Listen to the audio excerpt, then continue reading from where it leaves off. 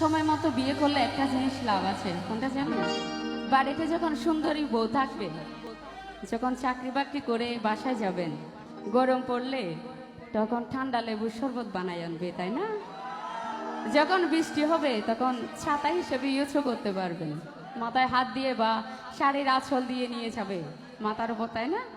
বন্ধু গরম শরবত শীতর খেতা, বর্ষা হাইলা তুই আর মাতার সাতা।